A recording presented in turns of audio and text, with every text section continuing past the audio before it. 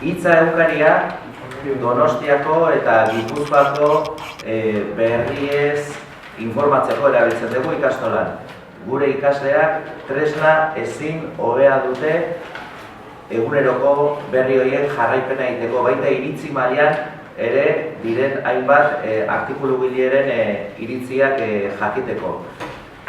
Egunero egiten dute, zeo zer irakurri, horrek ematen digu aukera gure geletan informazio guzti horien gainean ere eztabaida egiteko.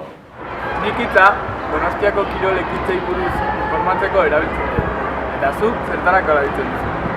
Nik hitza euskaraz gehiago jakiteko erabiltzen dut. Nola Euskal Herri osoan eta bereziki ere Donostian ez daude euskal egunkari asko. Eta hitzak bereziki naiz eta artikulu txikiak izan euskarataz gehiago jakitea eta euskaraz gutxi dakitenak gehiago ulertzea egiten dut. Eta zuk?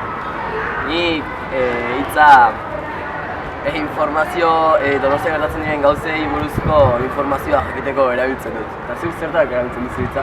Nik hitza Donostiako kultura gehiago informatzeko erabiltzen dut eta bertan dauden antzerkiak, dantza, zinema, hori buruz informazioa dezaketetakoa.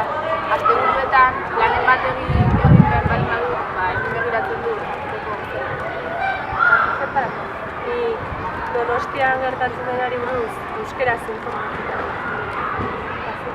Donostian gertatzen diren gauzei eta jaialdiak jakiteko ea zer.